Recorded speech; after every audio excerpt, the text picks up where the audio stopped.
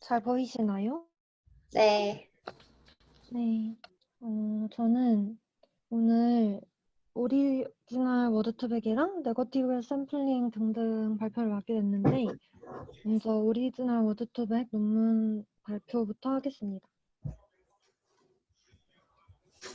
먼저 이 논문이 다들 아시다시피 워드투백이 먼저 자랑을 하면서 시작해요. 이제 워드투백이 이전에 다른 모델들이 하지 못했던 정말 아주 큰 데이터로부터 되게 유의미한 워드 벡터를 학습시킬 수 있다고 자랑을 하면서 이제 이들이 가장 크게 자랑하는 부분이 워드 벡터가 되게 다양한 레벨의 유사성을 갖고 있고 단어의 선형 규칙들을 보존하는 모델이라는 것인데 이거를 아래 그림을 보면 알 수 있어요.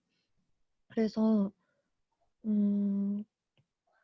지금 이 그림을 보시면 이게 스탠퍼드 그 강의에서 나왔던 그림인데 뭐 킹이라는 점에서 지금 성별 맨의 속성을 빼고 다시 여성이라는 성별의 속성을 더하면 퀸이라는 글자가 되고 이런 식으로 되게 선형의 규칙들을 보존이 잘 돼 있고 여기도 보시면 되게 뭔가 선형적으로 이런 단어들 간의 관계들이 이런 분포에서 잘 나타나시는 걸 볼 수 있습니다. 저 논문의 초반에는 또 이전의 NLP 모델들의 문제점을 하나하나씩 지적을 하는데 N그램이 가장 먼저 까여요. 그래서 이제 N그램이 이런 식으로 N개의 문자로 코퍼스를 쪼개서 빈도로 다음 단어를 예측하는 방식인데 뭐 N그램이면 N-1개의 이전 단어를 다음 단어 예측에 사용해요. 그래서 이 아래의 예시는 N은 4, 그러니까 4g의 그 예시라고 할 수 있겠죠. 왜냐하면 3개의 단어를 다음 단어 예측에 사용하니까. 근데 여기서 이제 발생하는 문제는 코퍼스가 충분히 크지 않으면 정말 같은 단어의 배열이 반복해서 나올 가능성이 되게 적다는 거예요. 예를 들어서 뭐 favorite fruit is banana라는 정확히 일치하는 배열이 없으면 그 빈도를 0으로 세버리기 때문에 새로운 테스트셋에 대해서 제대로 반응하기가 어렵다는 문제가 있어요. 그래서 이런 희소성 이제 문제는 단어 간의 유사도를 전혀 고려하지 않기 때문에 발생해요. 그래서 예를 들어서 뭐 애플이랑 바나나가 비슷하니까 코퍼스의 어떤 부분에서 애플이 있었다면 다음에는 뭐 바나나가 올 수도 있겠구나 이런 식으로 작동을 하지 못하는 게 엔그램의 단점이라고 할 수 있습니다. 그래서 이제 이 단어 간의 유사도를 고려하는 모델들이 많이 나왔는데 결론부터 말하자면 워드투백은 이 모델들보다 학습 복잡도가 가장 낮고 학습 속도는 또 제일 빠르기 때문에 워드투백이 뭐 최고다라고 말을 합니다. 그래서 제 모델 훈련 복잡도를 계산하는 방법은 이 공식과 같은데 Q가 여기 있어야 돼요. 여기서 2는 이제 훈련 F옥의 수로 뭐 논문에서 말한 건 보통 3부터 한 50번 훈련을 한다고 하고 이제 T는 훈련 셋에 있는 단어의 수로 보통 한 10억 개 정도 되고 Q는 이제 각각 모델 구조를 위해서 정해지는 수라고 합니다. 그래서 논문이 다양한 모델에 대해서 이 훈련 복잡도를 실제로 계산을 해보고 워드투백이 훈련 복잡도가 가장 낮음을 또 나중에 보여줍니다. 그래서 먼저 이제 NN 모델의 시초인 피드포워드 NN 모델인데 이 NNLM은 인풋 레이어, 아웃풋 레이어, 히든 레이어, 아니다, 인풋 레이어, 프로젝션 레이어, 히든 레이어, 아웃풋 레이어 이렇게 4개의 레이어로 이루어져 있어요. 그래서 NNLM이 모델을 학습하는 과정을 이제 이 문장을 예시로 살펴보면 Will the fat cat sit on이라는 문장이 있고 여기서 What will the fat cat이 주어지면 sit을 예측하는 방식으로 훈련이 됩니다. 그래서 여기서도 정해진 앞에 n개의 단어만 참고를 하는데 먼저 각 단어를 이렇게 원합 벡터로 바꿔주고 그 다음에 이것을 이렇게 합쳐서 이게 이제 프로젝션 레이어에 들어가게 되는데 이제 프로젝션 레이어에 있는 이런 가중치 행렬과 곱해지게 돼요. 근데 이 곱해지는 게 원합 벡터의 특성으로 이제 i번째 인덱스에 1이라는 값이 있으면 이제 그 외에 0의 값을 가지는 원합 벡터와 가중치 이거의 행렬의 곱은 사실 그 행렬의 i번째 행을 그대로 읽어오는 거와 똑같아요. 그래서 뭐 예를 들어서 이게 첫 번째니까 이거는 이 행렬의 첫 번째 이 행을 그대로 읽어오는 거와 똑같겠죠. 그래서 이거를 뭐 룩업 테이블이다 뭐 이런 식으로 부르더라고요. 그래서 이 룩업 테이블 작업을 거치면 이제 V 차원을 가지는 원합 벡터가 나오는데 이 원합 벡터는 이보다 더 차원이 보통 작은 n 차원의 단어 벡터로 이제 랩핑이 됩니다. 그래서 이 벡터들은 초기에는 랜덤한 값을 가지는데 이제 학습 과정이 계속 반복되면서 이 벡터가 계속 변경되고 이제 이 단어 벡터를 임베딩 벡터라고 합니다. 그래서 이 임베딩 벡터를 만드는 아이디어를 이제 워드2백을 포함한 이후에 다른 NN 모델들이 이제 응용을 하게 됩니다. 죄송해요. 그래서 이제 투사층 이거를 지난 결과는 또 이 H의 크기를 가지는 은닉층을 지나게 되는데 은닉층의 입력은 이제 가중치가 곱해진 후에 또 편향이 더해져서 활성화 함수의 입력이 됩니다. 그래서 이제 이걸 보시면 알 수 있는데 이때 가중치와 편향을 각각 이 WH랑 PH라고 하고 은닉층의 활성화 함수를 타이퍼블릭 탄젠트 함수라고 했을 때 은닉층을 식으로 표현한 게 이거고 이제 은닉층의 출력은 다시 이제 V의 크기를 가지는 출력층으로 다시 향합니다.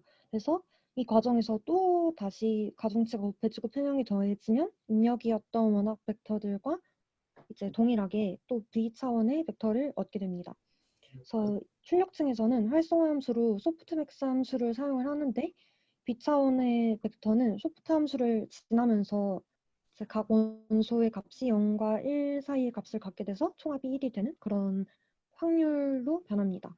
그래서 이렇게 나온 최종 예측값을 식으로 표현한 게 네, 이거가 됩니다.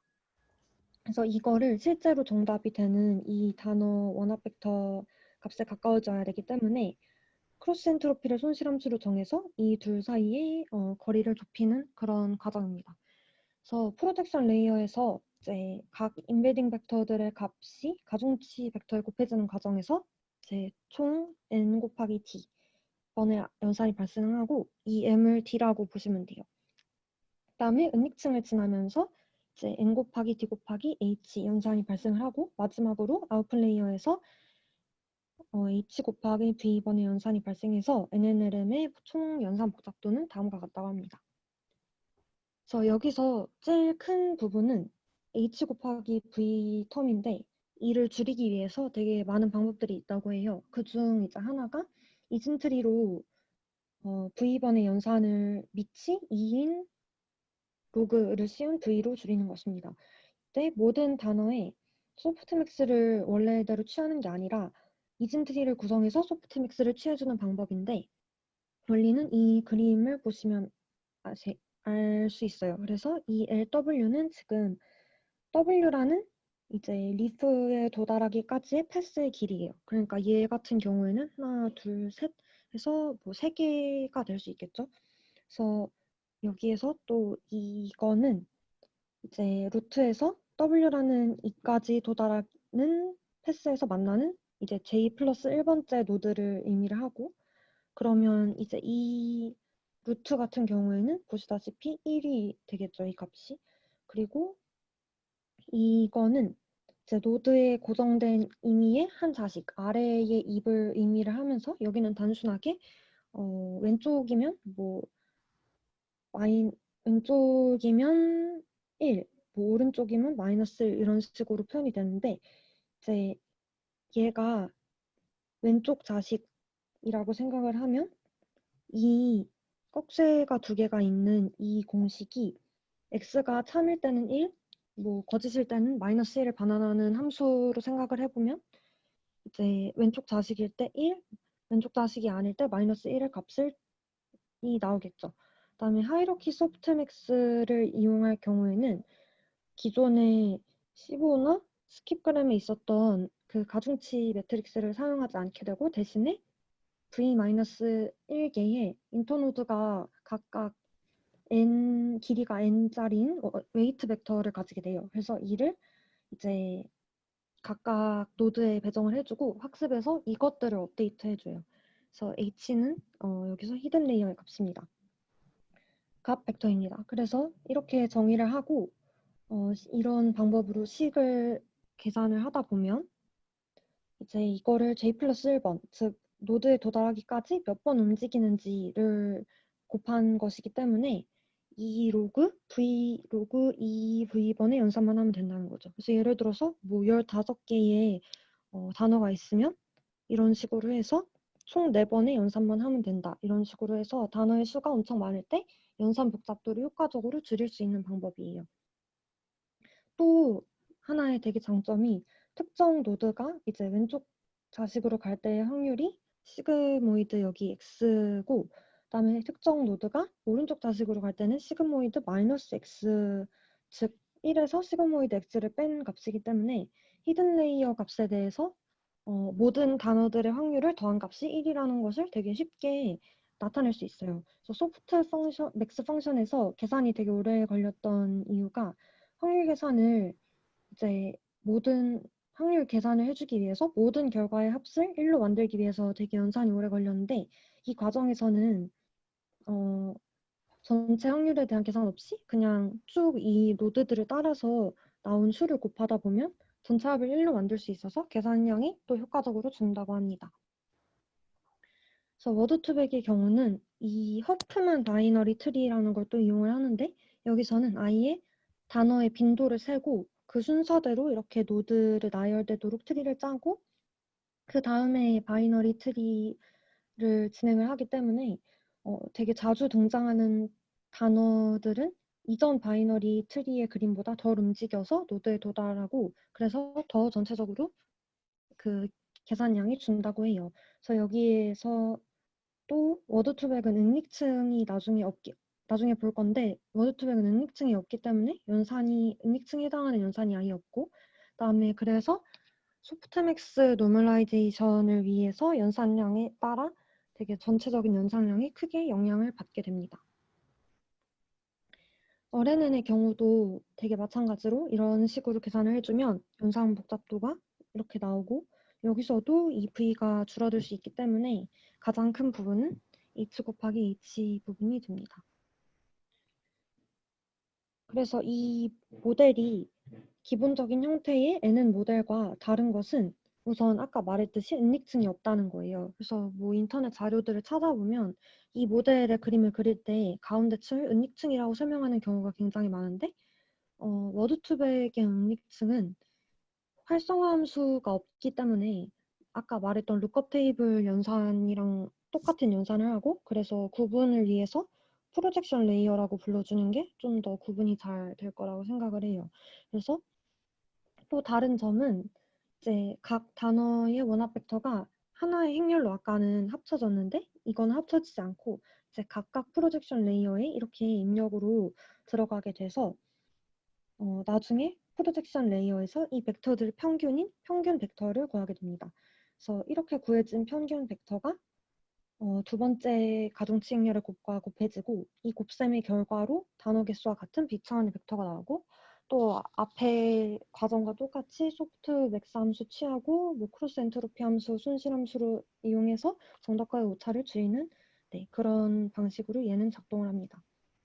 그래서 이제 임베딩 벡터를 구하는 과정에서 이렇게 입력된 벡터들의 평균을 취하기 때문에 NNLM과는 달리 입력되는 단어들의 그 순서가 중요하지 않아요. 네, 따라서 이게 이름이 bag of words, 그냥 가방에 그 단어들의 순서가 구분되지 않고 막 그냥 들어있다. 이런 식으로 이름이 붙었고 또 예측하고자 하는 단어 뭐 시세 이전 단어만 쓰는 게 아니라 그 미래의 단어도 포함한다는 것이 차이점이 됩니다. 그래서 n개의 단어를 프로젝션 레이어로 보낼 때 n 곱하기 d의 연산이 일어나고 프로젝션 레이어에서 출력층으로 갈 때 d 곱하기 v 연산이 일어나고 마찬가지로 하이어키 소프트맥스로 이제 이렇게 연산량을 줄일 수 있습니다. 스킵 그림은 다 아시다시피 이제 센터 단어로 앞뒤 단어를 예측하는 건데 이제 중심 단어의 거리에 따라서 가중치를 주어서 예측하기도 합니다. 그래서 여기에서는 이 C가 예측할 앞뒤 단어의 총 개수라고 보시면 돼요. 그래서 뭐 여기 두 개, 여기 두 개면 C는 4가 되겠죠. 그래서 연산량은 이제 인풋 값으로 하나의 원합 벡터만 들어가기 때문에 아까는 n 곱하기 d였는데 여기는 그냥 d가 되고, 그다음에 프로젝션 레이어에서 아웃풋 레이어로 갈 때 d 곱하기 v번의 연산이 일어나고, 이거를 총 이제 예측 단어마다 해줘야 되기 때문에 C를 곱한 것이 총 연산량이 됩니다. 그래서 이렇게 이론적으로 연산량을 식을 계산해 봐서 확실히 두 모델의 연산이 그러니까 NNLM이랑 RNNLM의 연산이 워드투빅 연산보다 크다는 걸 알았고, 논문에서는 두 모델을 워드투빅이랑 동일한 방법으로 모델링을 돌려봐서 시간이 얼마나 걸리고 결과의 정확도는 얼마나 차이가 나는지를 실제로 돌려봅니다. 그런데 이게 이들이 실제로 연구를 진행을 할 때 하나의 모델도 아니고 엄청 여러 개의 모델을 되게 어마어마한 양의 데이터를 넣어서 돌리려면 연구 시간이 엄청나게 오래 걸리겠죠. 그래서 스탠포드에는 패럴럴 트레이닝이라는 방법을 사용한다고 해요. 그래서 구글의 첫 번째 머신러닝 시스템 디스트블리프는 몇십억 개의 패러미터를 가진 딥 네트워크 훈련을 가능하게 하는데, 이 시스템은 패럴럴 트레이닝을 가능하게 합니다. 그래서 패럴럴 트레이닝은 간단하게 말하면 하나의 모델을 이런 식으로 복제를 해서 각 기계에서 똑같은 모델에 대해서 동시에 이렇게 트레이닝을 하는 거예요.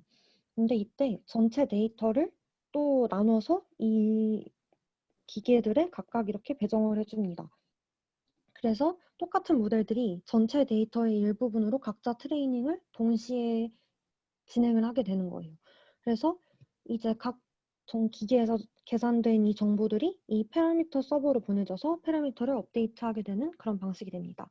그래서 여기에 또 이 동시에 진행하는 방법과 동시에 진행하지 않는 방법이 있는데, 스탠포드는 이 동시에 진행하지 않는 방법을 이용한다고 해요. 그래서 동시에 진행하는 방법이 뭐냐면 모든 미니 배치에 대해서 로스 그레디언트가 같은 웨이트로 연산되고, 그 평균 로스, 즉 모든 기계의 정보가 웨이트를 업데이트하는 데 쓰여요. 그래서 컴퓨터가 이 기계들이 모두 다 연산이 끝날 때까지, 뭐 얘네 두 개가 끝났다고 얘네 두 개가 먼저 패러미터 서버에 가서 업데이트를 할 수 있는 게 아니라 얘가 끝날 때까지 기다려서 이 전체의 평균을 내서 그 다음에서야 패러미터 서버로 가서 업데이트를 하고 그 다음 이터레이션을 실행을 할 수 있는 거죠.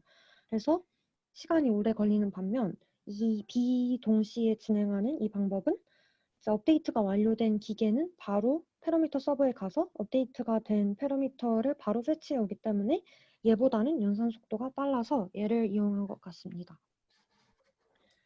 또 러닝 레이트를 정하는 기술로는 아다그라드를 사용한다고 하는데, 이 그림을 다들 되게 많이 보셨을 텐데 이게 여기 있어요. 그래서 저도 이 논문을 읽기까지 이 방법을 한 번도 사용했다고 들은 적이 없는데, 이제 신경망 학습에서 러닝 레이트가 너무 작으면 학습 시간이 길어지고 너무 크면 발산하기 때문에 학습을 진행하면서 러닝 레이트를 점점 줄여가는 방식인 학습률 감소라는 기술이 있다고 합니다.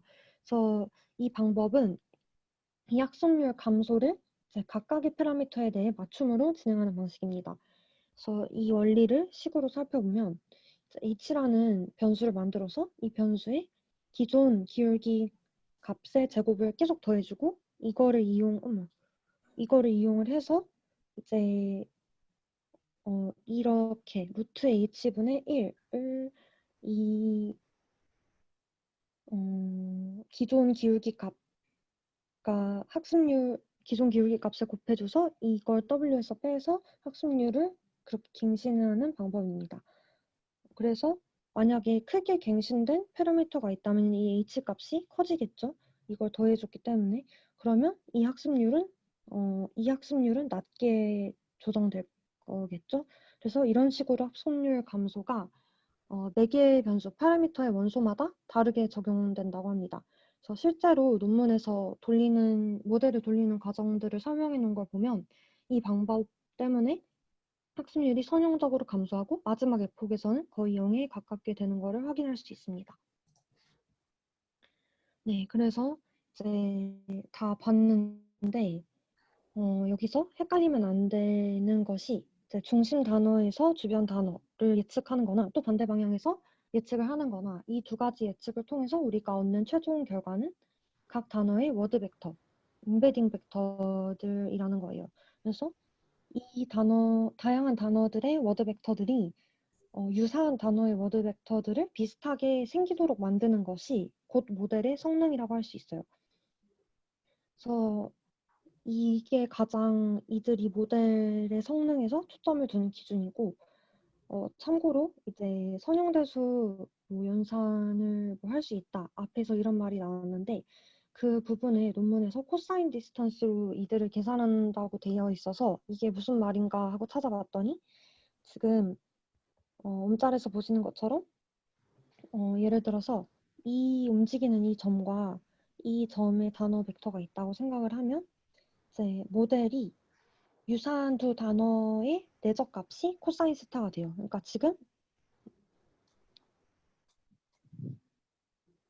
음,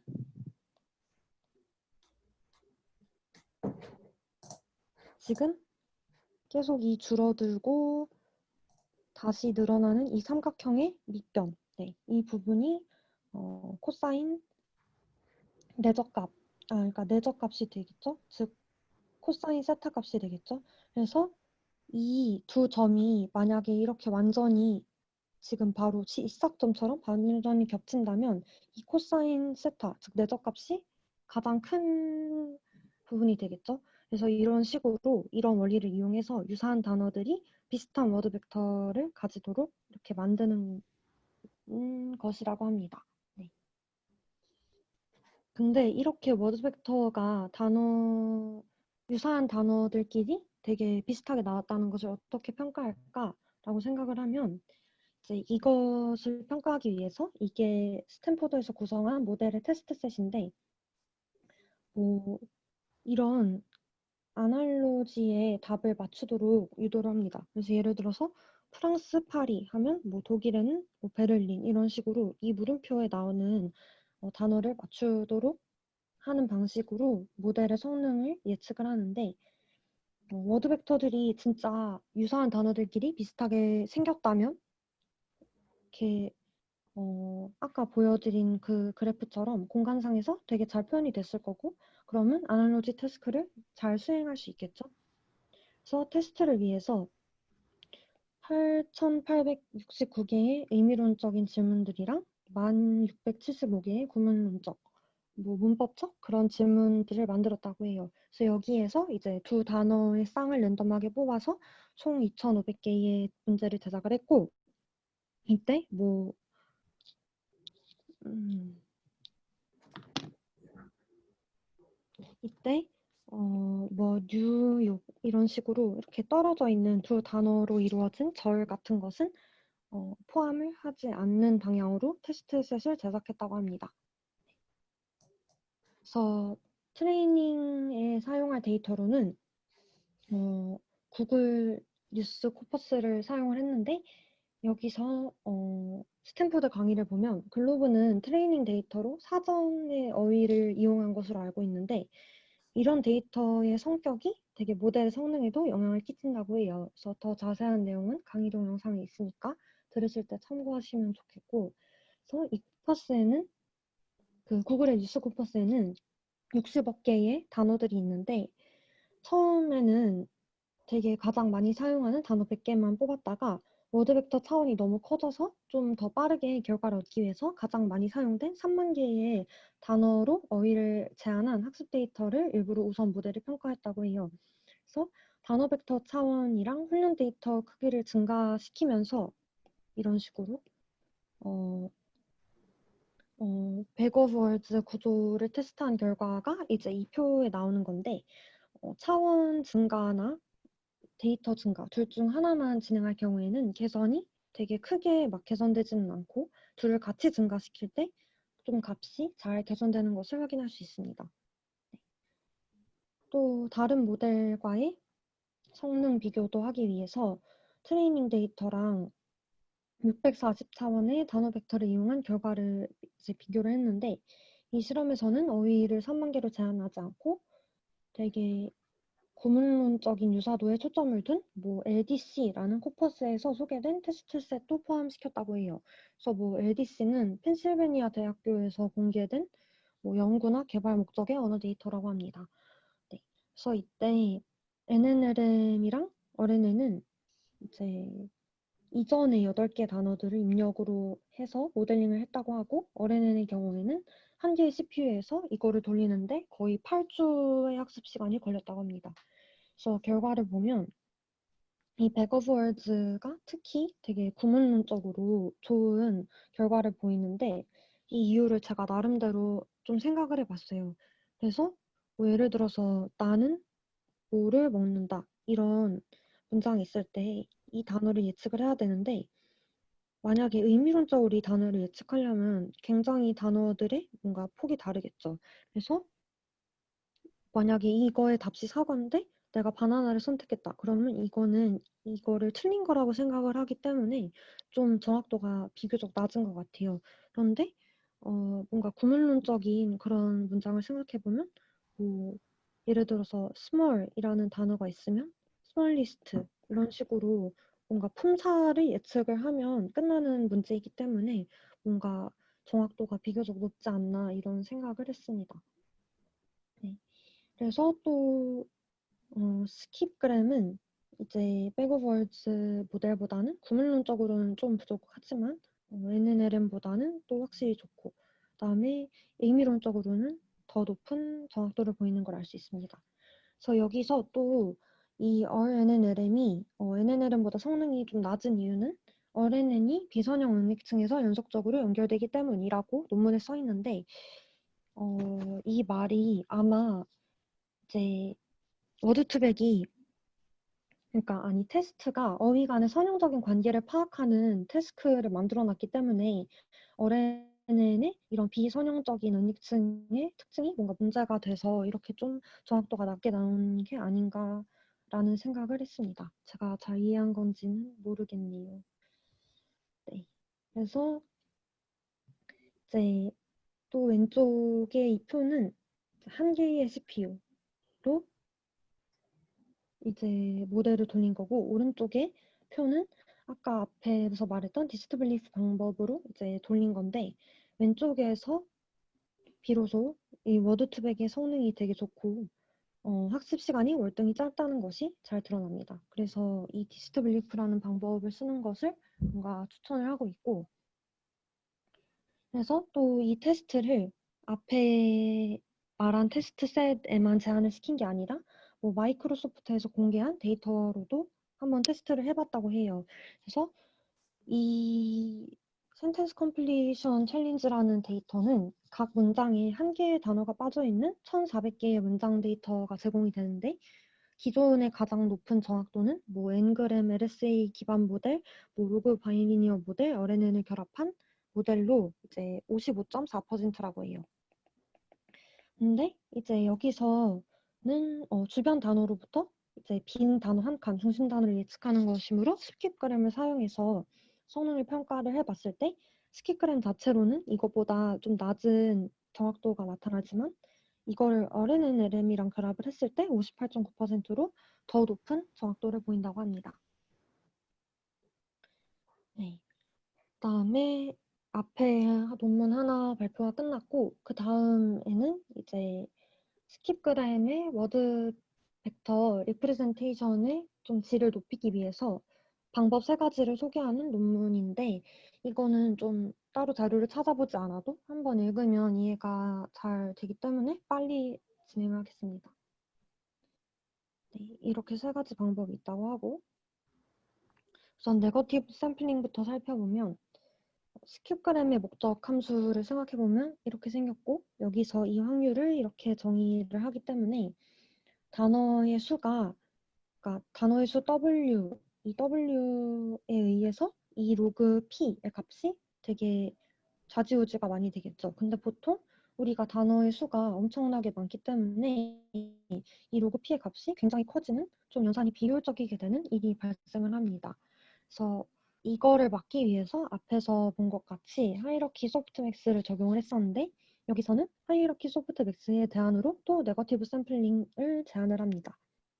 그래서 네거티브 샘플링의 이제 아이디어는 노이즈 컨스트럭티브 에스티메이션이라는 것으로부터 나왔는데 이 NCE는 좋은 모델은 로지스틱 리그레션을 이용해서 데이터와 노이즈를 구별할 수 있어야 된다라는 가정을 먼저 세운다고 해요. 그래서 근데 스키그램의 최종 목표는 아까 말했듯이 워드 벡터의 그 질을 높이는 것이기 때문에 만약 이것만 보장이 되면 NC를 약간 변형해서 사용해도 괜찮겠다라는 게 이제 논문의 아이디어입니다. 그래서 여기서 이 공식, 이게 네거티브 샘플링의 목적 함수인데 이 공식을 보시면 여기서 C는 센터 워드고 O는 실제로 센터 워드 주변에 이제 other words, 다른 단어들, 주변 단어들입니다. 그래서 올바른 예측에 해당하는 이제 두 개의 이 내적 값은 최대한 크게 만들고 이 앞에 부분을 그러면 좀 작게 만들어지는 방향으로 움직이겠죠. 또 이 K는 네거티브 샘플의 개수인데 주변 단어가 실제로 아닌 것들, 즉 오답들이 들어갑니다. 그래서 뭐 작은 데이터셋의 경우에는 K를 5부터 한 20개 정도 하고 큰 데이터셋의 경우에는 뭐 2개부터 5개 정도로 정하는데 논문에서는 이 K를 어떤 단어들로 해야 되는지에 대해서는 별 말이 없는데 스탠포드 강의에서는 이 단어들을 뭐 in, 더 이런 단어들로 정하면 좋다고 얘기를 합니다. 네. 그래서 이 확률이 이제 이게 오답에 대한 확률이기 때문에 이 내적 값을 가장 최소화하는 방향으로, 즉 이게 마이너스를 생각하면 이 부분이 가장 최소화되는 방향으로 움직이죠. 그래서 얘네 둘 다 최소화되는 방향으로 움직이기 때문에 전체적으로 목적 함수를 최소화하는 방향으로 네거티브 샘플링이 작동을 하게 됩니다. 그래서 여기에서 또 아까 말한 NC랑 이 네거티브 샘플링 둘 다 노이즈 파라미터 이 PW의 값을 정해줘야 되는데 논문에서 이 값을 유니그램의 4분의 3승에다가 분모 Z 이게 확률 분포를 얻기 위한 노멀라이제이션 텀이라고 해요. 그래서 이런 식으로 정하는 게 가장 좋다라고 했고 이거를 정하는 과정은 따로 소개를 하지 않았습니다. 네, 그래서 실제로 네거티브 샘플링을 사용을 하면 NC를 사용하는 것보다 로지스틱 프로버빌리티가 낮아져서 정확도는 떨어지지만 아까 말했듯이 목표가 벡터 리프레젠테이션의 퀄리티만 높이면 되는 거기 때문에 네거티브 샘플링을 사용해도 좋다고 말을 합니다. 네, 다음에 서브 샘플링인데 이거는 우리가 방학 때 들은 동영상에도 나왔었는데 이제 아까 말했듯이 in, the, a와 같이 뭔가 빈번하게 등장하는 단어들이 모델링에서 제외를 하는 걸 말해요. 그래서 이 빈번하게 등장하는 단어들은 정보량이 낮다라고 표현을 하는데 이 정보량이 낮다는 말이 이제 정보 이론이라는 분야에서 나온 말인 걸로 아는데 정보량이 이제 뭐 불확실성이나 논란의 정도를 나타낸다고 합니다. 그래서 정보량이 높다는 거는 어떤 일이 일어날 확률이 낮은 걸 말하죠. 그래서 뭐 예시를 생각해 보면 뭐 은행에 예금을 하러 간다라는 문장보다 은행에 뭐 강도가 들어서 뭐 돈을 다 뺏겼다라는 말이 훨씬 더 되게 놀랍고 좀 중요한 말이죠. 그래서 이런 되게 불확실하고 되게 놀라운 이런 문장이 훨씬 중요하다고 표현되기 때문에 따라서 정보량이 더 높게 표현되는 게 좀 자연스럽다고 생각을 하실 수 있겠습니다. 그래서 다시 말하면 정보량이 낮다는 거는 되게 누구나 쉽게 예측할 수 있는 이런 단어, 이런 것들이고 따라서 이런 정보는 굳이 노력을 들여서 모델링을 할 필요가 없겠죠. 그래서 얘네를 서브 샘플링을 이용해서 빼는 것 같습니다. 네. 그래서 마찬가지로 스킵그램에서도 이런 단어들이 되게 빈번하게 있기 때문에 다른 단어들과 되게 자주 붙어 있겠죠. 그래서 딱히 다른 단어의 예측에 도움이 되지 않고 또 반대로 생각해보면 이 단어들의 워드 벡터도 모델링을 되게 여러 번 학습을 많이 한다고 해도 크게 변하지 않습니다. 그래서 이 단어들을 골라내기 위해서 이런 공식을 이용을 하고 여기서 이거는 해당 단어의 빈도이고 t는 트레스홀드이고 주로 10의 마이너스 5승 정도를 사용을 하고 이 확률값이 이제 t보다 클 때 해당 단어를 서브샘플링 한다고 합니다. 그래서 이 서브샘플링은 학습 시간을 단축시키고 희소한 단어들에 대한 벡터의 정확도를 높인다고 합니다. 그래서 결과 표를 보시면 네거티브 샘플링이 이제 서브 샘플링보다 더 좋은 걸 알 수 있는데, 네거티브 샘플링이랑 서브 샘플링이 를 쓰는 게 되게 좋은 걸 알 수 있는데, 이것들보다 얘가 시간이 훨씬 더 단축이 됐고, 또 얘네들보다 얘네가 더 정확도가 높죠. 네. 그리고 네거티브 샘플링의 K의 개수를 늘리면 시간은 좀 많이 늘어나는 것으로 볼 수 있습니다. 그래서 아까 이번에는 프레이즈 방법인데, 이제 아까 워드2백 학습에서 테스트셋을 구성을 할 때, 뉴욕처럼 이렇게 두 단어로 이루어진 것이 이제 포함을 하지 않았다고 말을 했는데, 이렇게 두 뭔가 단어들이 합쳐져서 되게 완전히 다른 뜻을 갖게 되는 이런 프레이즈를 학습하는 방법에 대해서 논문이 말합니다. 먼저 이 프레이즈를 위한 벡터 리프레젠테이션을 학습을 시키려면 빈번하게 이렇게 같이 출현하는 단어들을 찾아서 이를 반영해서 코퍼스를 토큰화해야 되는데, 즉 쪼개야 되는데, 뭐 뉴욕타임즈 이런 절을 포착을 하고, 뭐 this is 이런 거는 절이 함께 나온 절이 아니죠. 그래서 얘네는 포착을 하지 않고 얘네만 포착하는 그런 기준이 필요합니다. 그래서 이 기준이 바로 이 스코어 공식인데, 여기서 델타는 이제 같이 나타나는 빈도가 그렇게 크지 않은 이런 단어들이 이런 단어들 같이 우리가 찾는 이 프레이즈가 아닌 단어들을 걸러주는 디스카운팅 개수입니다. 그래서 이 두 단어의 스코어가 특정 값을 넘을 때 해당 단어들을 이제 절로 인식을 하는데, 이게 지금은 두 개가 적혀 있지만 이런 절이 이렇게 세 개인 경우도 있고 또 네 개인 경우도 있기 때문에 그런 단어들을 위해서 그런 단어들도 찾기 위해서 이 아까 말한 그 기준치 값을 점점 낮추면서 두세 번 정도 트레이닝 데이터를 검토한다고 합니다. 그래서 마찬가지로 이것도 이 프레이즈에 대한 워드 벡터가 잘 만들어졌나를 실험하기 위해서도 앞과 마찬가지로 아날로지 태스크를 이용을 하고, 이제 앞에 이 세 개가 주어졌을 때 네 번째 단어를 예측하는 그런 방식으로 테스트를 진행합니다. 그래서 결과적으로는 이제 서브샘플링을 실행한 H서프만, 하이러키 소프트맥 서프만의 성능이 가장 잘 나온 걸 볼 수 있습니다. 또 트레이닝 데이터를 이제 늘린 결과 정확도가 높아져서 뭐 72%까지 됐다고 논문에서 소개하고 있습니다. 저기 또, 혹시 네, 네, 죄송한데 그 여기 21페이지 그러니까 네거티브 샘플링 여기 페이지에 J 네그 샘플 이거 식 어디서 네. 가져오신 거예요? 이거 스탠포드 강의 그 PDF에서 가져왔어요. 아 그래요? 네, 네 알겠습니다. 네. 네. 아니, 뭔가 식이 좀 이상한 것 같아가지고. 이제 교수님이 네.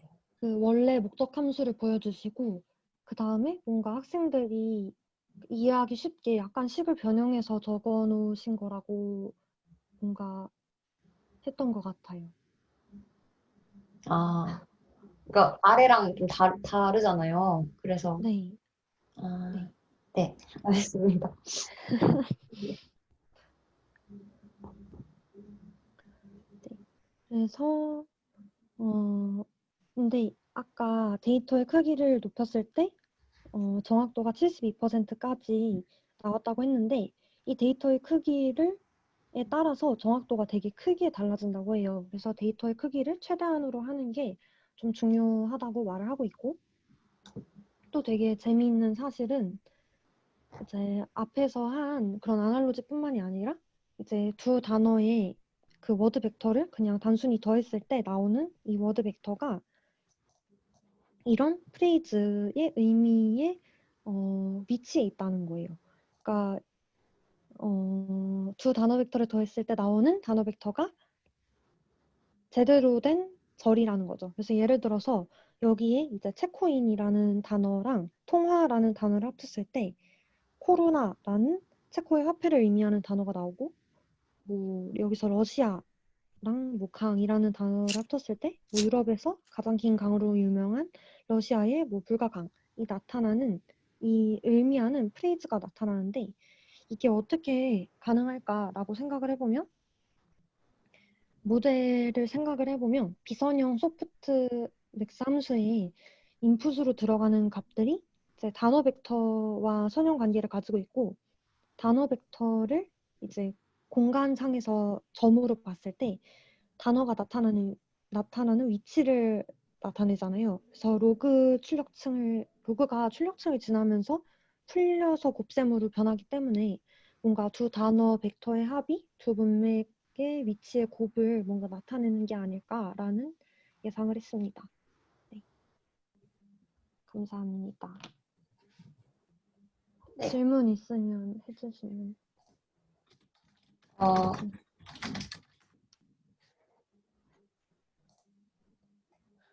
어, 이제 질문 없으면 정윤님 하시면 되는데, 저희 원래는 세 분이서 발제를 하잖아요. 그래서, 어, 그래서 다음부터는 세 분이 하시니까 뭔가 한 분당 발표 시간이 30분을 넘지는 않았으면 네, 좋을 것 같아요. 네. 아니, 오늘 자세히 발표해 주셔서 감사한데, 오늘은 이제 두 분밖에 없으니까 괜찮은데, 나중에 혹시 시간이 부족할까 봐. 네. 저 오늘 발표 잘 들었고, 그 다음에 질문 없으면 정윤님, 네, 발표 진행해 주시면 될 것 같아요.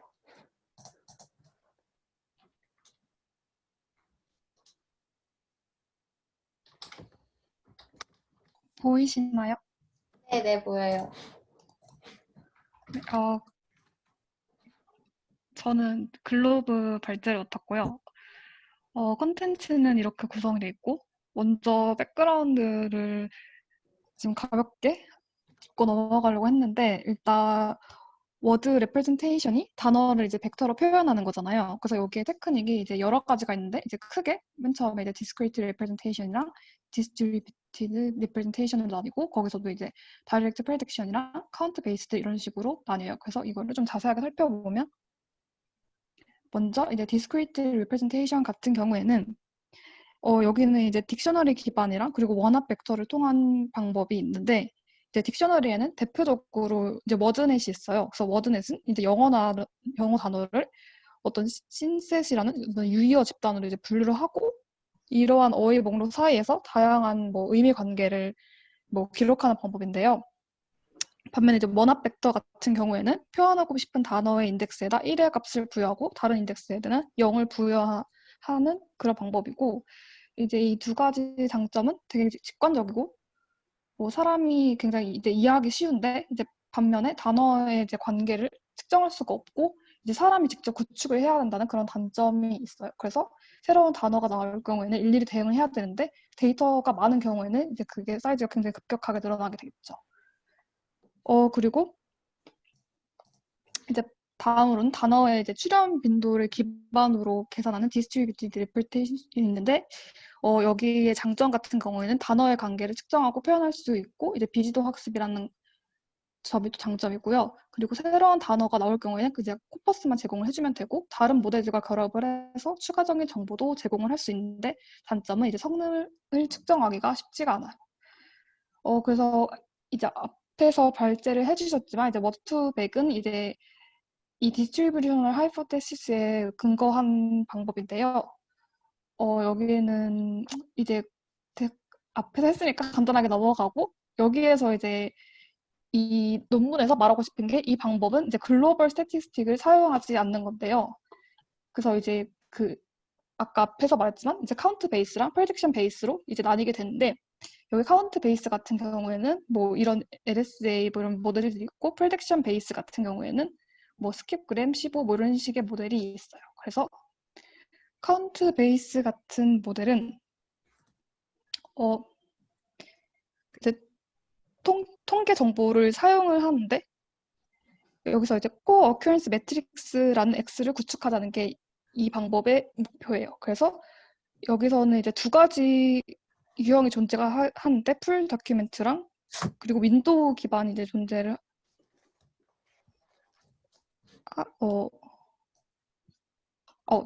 잠시만요. 잘못 말했어요. 그래서 코어 어큐런시 매트릭스를 구축하는 거고, 근데 여기의 장점은 단어 수가 적은 경우에는 학습이 빠르고 또 글로벌 스태틱스를 효율적으로 활용한다는 건데, 단점은 단어 유사도를 파악하는 게 한계가 있다는 거. 그래서 빈도수가 큰 단어들에 대해서 이제 불균형을 가지게 되는데, 이제 또 그 다른 방법으로 프리딕션 베이스 모델이 있는데, 이 모델 같은 경우에는 워드 벡터가 타겟 단어와 컨텍스트 단어 사이의 로스를 최소화하기 위해서 이제 예측을 하는 그 예측 능력을 향상시키는 방법으로 학습을 하게 되는데, 이 경우에는 장점이 성능이 개선되고 이제 단순히 단어 유사도를 넘어서서 복잡한 인위적 구조를 파악할 수 있게 되는데, 단점이 이제 코퍼스가 큰 경우에는 학습량이 매우 낮고 학습량이 매우 많고, 그리고 이제 글로벌한 그 통계 정보를 활용하지 못한다는 게 단점이 있어요. 그래서 이 논문에서는 이제 이 두 어프로치의 장점만 살려서 글로벌과 로컬 모두 만족하는 디스트리뷰티드 리프레젠테이션을 만들어 보자는 게 이 이제 논문의 출발점이었고요. 그리고 이제 여기에서 그 자세하게 다루지는 않는데 로그 바이리니어 리그레션 모델을 사용한다고 나오더라고요. 그래서 그 워드2백 같은 경우에는 스킬그램이랑 그 15를 사용을 했는데, 이 모델에서는 로그 바이리니어 리그레션을 사용을 했어요. 그래서 로그 바이리니어 리그레션 모델 같은 경우에는 로그 리그레션이랑 바이리니어 맵을 이제 합친 거라고 보면 되신데요. 이제 로그 리그레션은 이제 코스트 펑션에다가 로그를 이제 로그 함수를 적용하고, 바이리니어 맵 같은 경우에는 어떤 두 벡터 스페이스를 이제 결합해서 이제 세 번째 벡터 스페이스를 만드는 건데, 이제 이게 선형 관계를 갖게 되는 그런 거를 말을 해요. 그래서 이제 이제 로그 바이리니어 랭귀지 모델을 이제 설명을 하자면, 이제 컨텍스트에서 어떤 1에서 n-1까지의 워드가 주어졌을 때, 이 LBL 모델은 이제 처음에는 이제 다음 워드인 WN을 그걸 예측하고자 그 컨텍스트 워드들과의 이제 선형 결합, 여기 보시는 것 같이 이렇게 선형 결합을 이용을 하게 되는데, 여기서 이 C는 이전 단어들이 그 포지션에 웨이트를 준 벡터라고 보시면 되는데, 이제 만약에 이전 단어가 랭귀지 모델에서 가장 중요하다고 그렇게 기대를 할 때는 이 세컨드 프라이어 단어가 서드 프라이어 단어보다 더 중요해지는 거고, 이 C 벡터가 이러한 이런 특성을 이제 인코딩을 하게 되는 거죠. 이제 그리고 나서 이제 다음 단어의 분포는 이제 이 예측한 레프레젠테이션이랑 이제 버큐블러리 그 모든 단어의 레프레젠테이션 사이에 이제 그 유사도를 통해서 이제 계산이 되어지는데, 제가 여기서 좀 어려웠던 게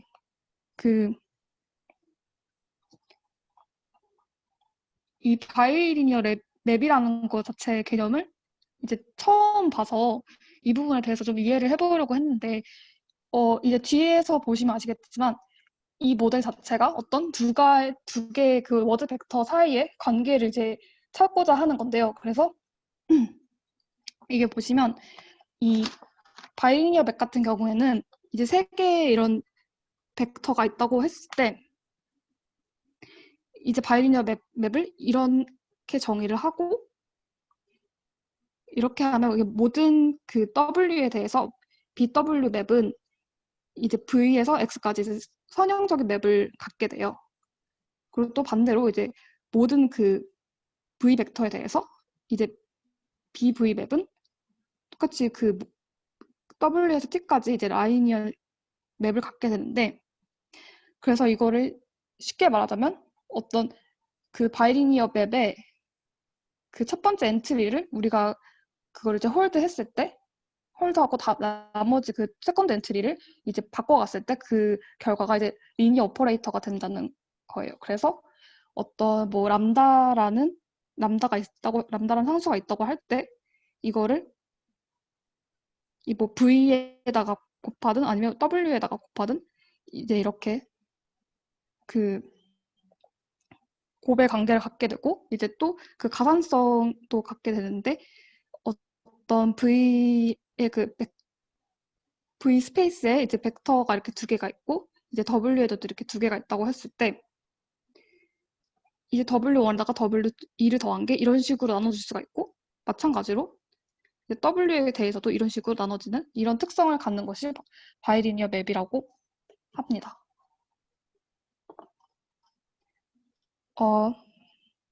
그래서 이제 이 논문에서 이제 핵심 아이디어에 대해서 알아보면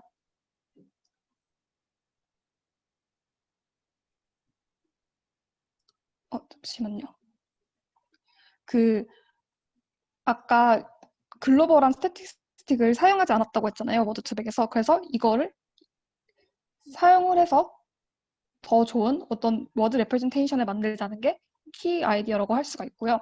그래서 여기서 나오는 이제 개념이 코어큐런스 매트릭스라는 건데 이제 단어 간의 그 등장 횟수에 대한 그 상호 등장 횟수에 대한 거를 매트릭스로 만들어낸 거고요. 그래서 뭐 어떤 U라는 단어가 등장을 했을 때 뭐 say가 나타날 횟수 뭐 이런 식으로 이제 매트릭스를 만들어서 어떤 PIJ라는 확률을 만들어낼 수 있는데 이 PIJ는 어떤 단어 I가 등장했을 때 단어 J가 등장할 확률이라고 보시면 됩니다.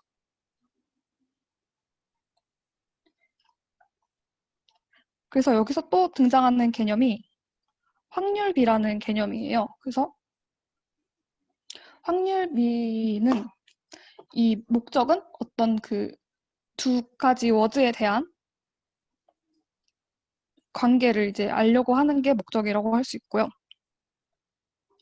여기서 우리는 이제 그 아이스랑 스팀이라는 단어가 있다고 했을 때 이 다양한 프로브 워드 K를 통해서 그들의 그 코어 어큐런스 프로버빌리티를 그 비율을 구할 수가 있게 돼요. 그래서 이 표를 보시면 아이스라는 단어가 주어졌을 때 솔리드가 등장한 확률은 어떤 스팀이 주어졌을 때 솔리드가 나타날 확률보다 높은데 이거는 이제 단단이라는 뜻을 가진 솔리드가 당연히 스팀보다 아이스와 관련성이 높기 때문에 그런 거겠죠.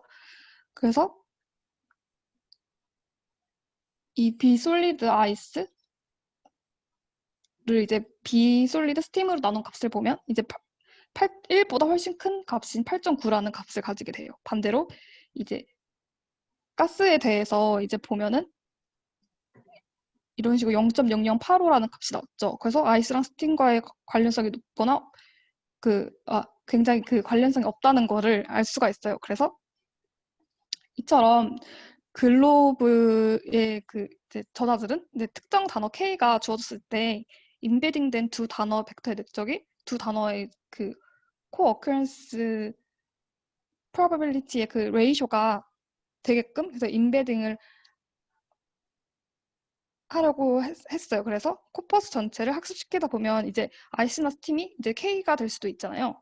그래서 이제 솔리드 가스 이제 여기서 워터 패션 역시 이 표 기준에서 이제 아이스나 스팀 자리에 이제 얼마든지 들어갈 수가 있는데요. 이렇게 단어 상호 간 비율 정보를 이제 코퍼스 전체를 놓고 한꺼번에 반영을 하게 되면 이제 좀 더 정확한 단어 인베딩이 될 것이라고 생각한 게 이 글로브의 아이디어라고 볼 수가 있습니다.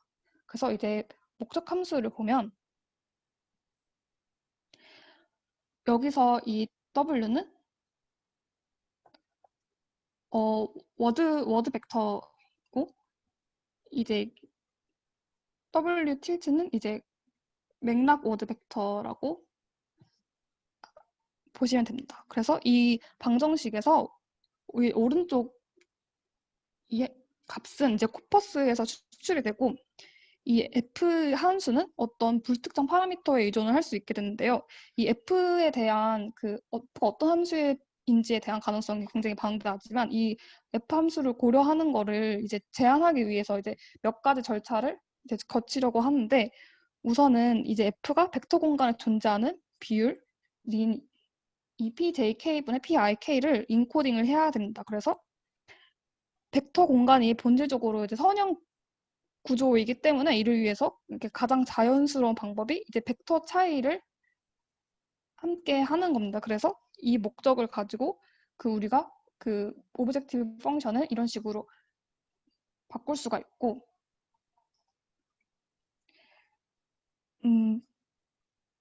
그리고 이제 이렇게 보시면 F에서 여기 값들은 이제 벡터의 값이잖아요.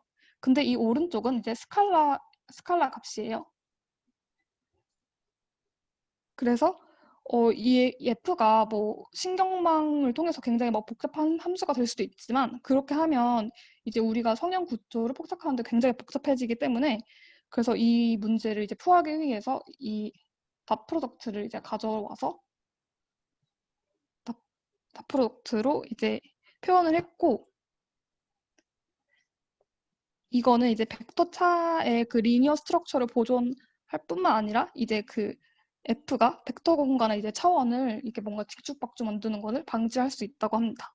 그리고 이제 다음으로 이제 그 단어가 어떤 단어가 선택되는 데는 이제 무작위니까 어떤 단어가 그러니까 어떤 단어랑 어떤 컨텍스트 워드가 그 선택되느냐에 따라서 그 역할이 이제 자유롭게 교환이 될 수가 있어야 되는데 그러기 위해서는 이제 W랑 이 W 틸트뿐만 아니라 이제 X랑 그 X 트랜스포즈 또한 이제 교환이 되어야 돼요. 그래서 이 우리가 만들려고 하는 이제 오브젝트 펑션의 이제 최종 모형은 이 교환이 성립이 돼야 되는데 이제 지금 이 현 시점에서는 그러지가 않죠. 그래서 이제 이러한 그 교환이 성립되기 위해서 이제 시메트릭을 해야 되는데 이제 시메트릭을 어떻게 복원할지에 대해서를 이제 호모모르피즘을 통해서 그 해결을 하는 건데요. 이제 호모모르피즘이 음, 좀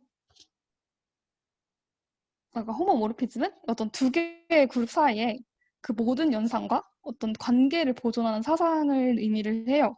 그래서 이제 이 호모모르피즘의 목적은 어떤 대수적 구조를 보존하는 거에 있는데 여기서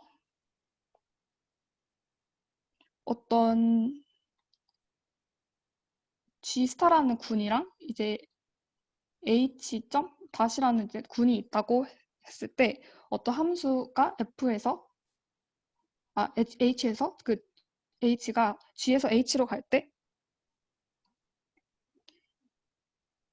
이러한 성질이 성립이 하게 되는데 이 두 이항연산에서 이제 좌변에 있는 이 스타랑 이 우변에 있는 이 다시 이제 보존이 된다는 것을 이제 알 수가 있어요. 그래서 비슷하게 이제 어떤 그룹지가 이제 그 플러스에서 쉴 수 있고 어떤 아벨 그룹, 그러니까 교환이 되는 그룹이면서 그리고 아이덴티티가 이제 플러스니까 항동원이 0이고 이제 또 H 그가 또 곱하기해서 양의 실수이면서 또 아벨리안이고 아이덴티티가 1일 때 이제 이런 식으로 표현을 할 수가 있게 됩니다.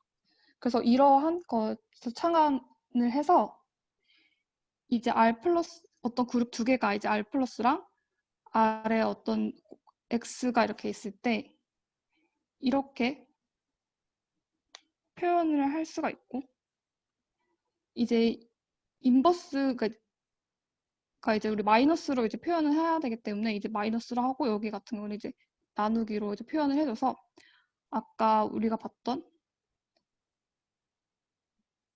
식이 이런 식으로 이렇게 나눠져서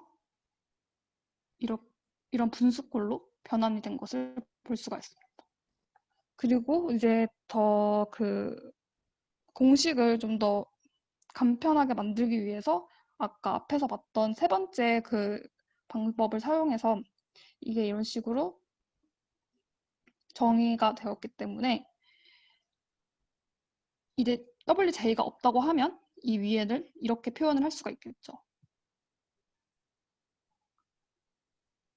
그래서 우리가 이제 이렇게 앞에서부터 유도한 식을 봤을 때 그럼 F가 어떤 함수가 되어야겠느냐 이런 생각을 해보면 이제 F가 자연스럽게 exponential 펑션이 된다고 할 수가 있습니다. 그리고 또 이 뒤에 또 마찬가지로 그 방정식을 좀 더 이제 심플하게 만들기 위해서 그 익스포넨셜을 적용한 후에 양변에 이제 로그를 취해줬고요. 그런데 이 과정에서 이제 대칭성이 이제 위배가 되게 돼요. 왜냐면 이렇게 왼쪽에 얘네 둘만을 봤을 때 시메트릭하지만 얘가 이제 붙음으로써 이제 시메트릭하지 않게 돼. 그래서 어떤 상수 이제 bi를 넣게 되는데 그러니까 이 로그 xi를 이제 bi로 치환을 하게 되는데 얘를 치환하지만 아직 여전히 이제 시메트릭하지 않기 때문에 어떤 또 bk라는 상수를 또 추가함으로써 이제 다시 이제 시메트릭을 이제 복원을 하게 됩니다. 그래서 이제 최종적으로 코스트 펑션이 이렇게 나오게 되는데 그래서 이제 리스트 스퀘어를 사용했고 여기서 중요한 게 이 가중치 함수인데요. 여기서 이제 xij가 0에 가깝거나 혹은 너무 크면은 이제 이런 내적 항이 튈 수가 있어요. 근데 그 0만 입력해도 어휘의 크기가 코퍼스에 따라서 x에서 그 데이터가 75%에서 95% 차지한다고 해서 그래서 이러한 문제를 해결하기 위해서 그 xij의 크기를 반영을 하는 가중치 함수를 이제 넣어주었는데 이 가중치 함수는 이런 식으로 정의가 되고 이제 특성을 보면 이렇게 세 가지가 있는데 연속형일 때 x가 0으로 감에 따라서 이제 베니시가 돼야 하는데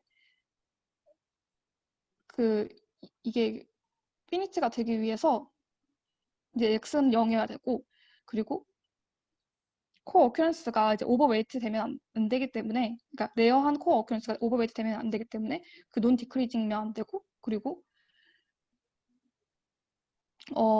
f가 또 그 x 그 매우 큰 x 발류에 대해서 상대적으로 작은 값이어야 되는데 그래서 이 이유는 코어 어큐런스가 그 자주 이제 오버웨이트 되지 않기 위해서요. 그래서 이렇게 세 가지의 그런 룰을 가지고 이러한 함수를 적용을 했는데 이런 웨이트 펑션을 적용했을 때 여기서 나오는 알파가 이제 4분의 3일 때 가장 결과가 좋았다고 해서 이제 뒤에 나오는 이제 에밸류에이션 또 이 알파는 4분의 3을 가지고 이제 평가를 하게 됩니다.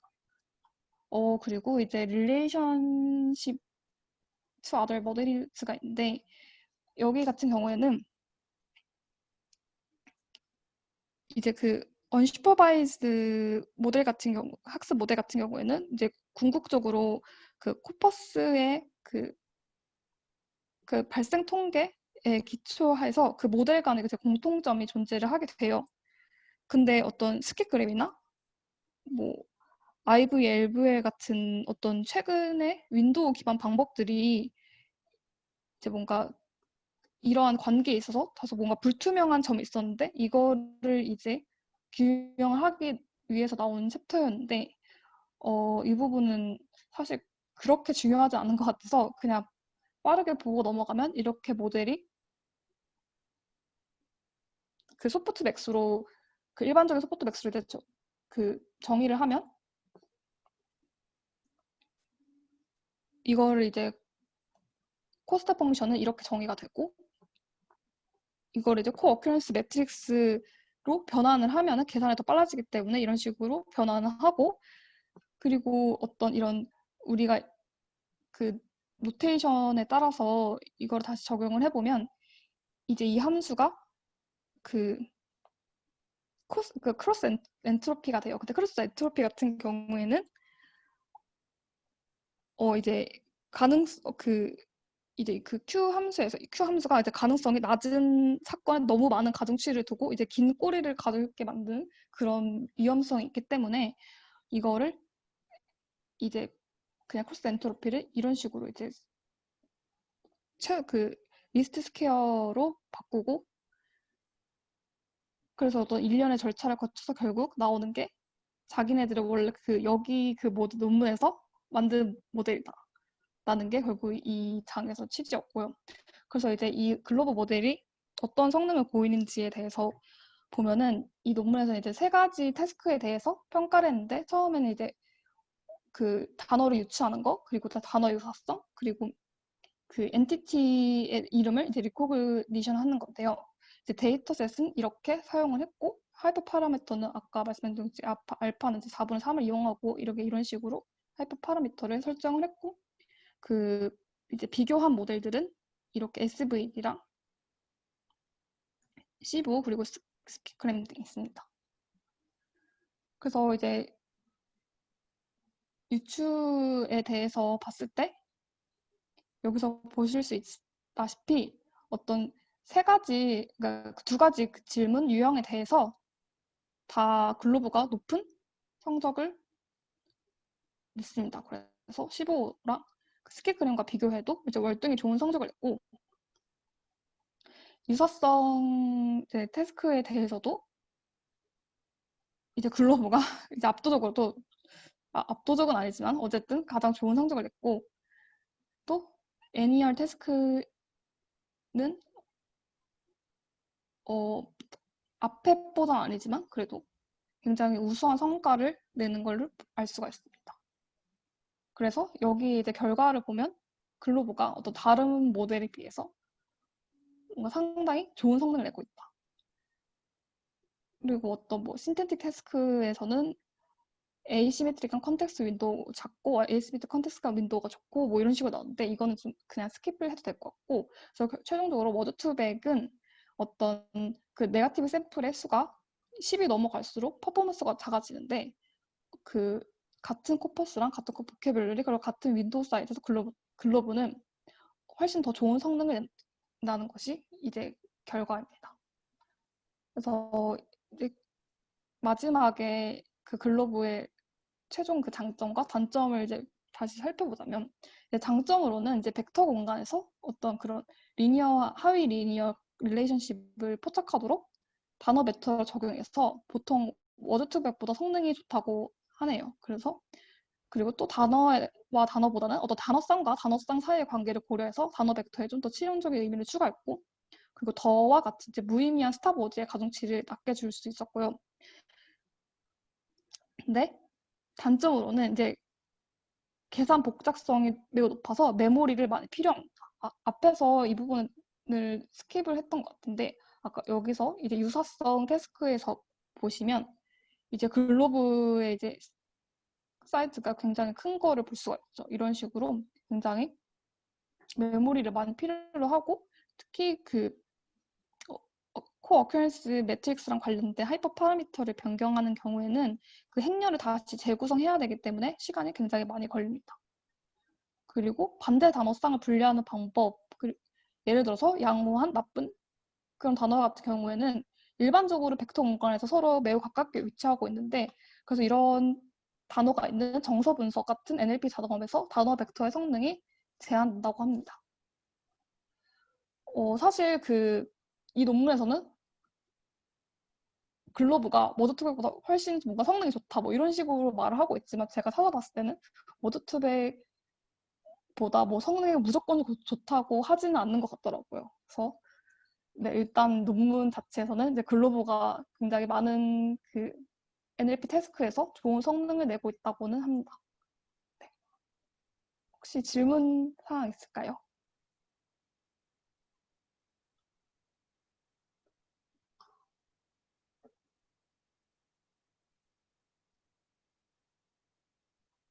없으면은 네. 일단 5분 정도 쉬었다가 제가 첨언할 거 있어서, 왜냐면 이제 저희 정규 세션 때 이제 학회원분들 하시고 또 나머지 첨언을 해야 되잖아요. 그래서 좀 더 내용을 알차게 하기 위해서 저 학회원들끼리 첨언을 좀 도와주려 하는데, 5분만 잠깐 쉬고 제가 오늘 한 발표 관련해서 첨언할 거 하고, 혹시 다른 분들도 첨언하실 거 있으신가요?